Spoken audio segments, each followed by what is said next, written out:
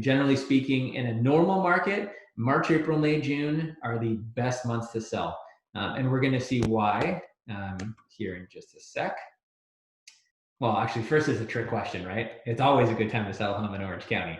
However, if you are trying to optimize, where I start this conversation is we work backwards, right? We look at when do people want to be moving? Well, when do kids go back to school? What happens in August? Schools start opening up. Well, this is pre-COVID, right? In a regular world, kids are going back to school, mid to late August, early September. People are going on summer vacations. So people want to be settled, oftentimes by early to mid-July.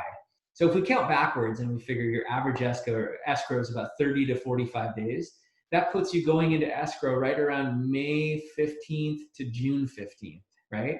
So assuming it takes 30 to 60 days to sell a home, we work backwards from there.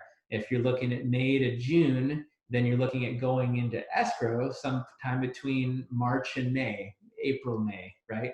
Which means you're prepping and listing in that early spring period. In fact, the best clients are those that come to me in January and say, Jordan, we're thinking about coming on the market. We want to sell this year. We're targeting like an April 1 or a March 15th live date. And we start to prep even earlier. So you can really get those ducks in a row and then there's no rush, right? And of course, this again just reiterates that listing inventory. We typically start to see it climbing, kind of peaks in the summer. So when you're getting on the market in the spring before a lot of other sellers, you're beating the rush, right? And there's going to be less competition. Now, you think there's a bad time to sell?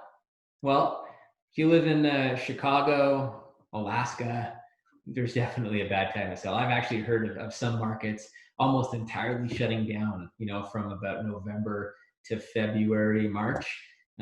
Big freeze in demand. And then it starts to thaw in the spring.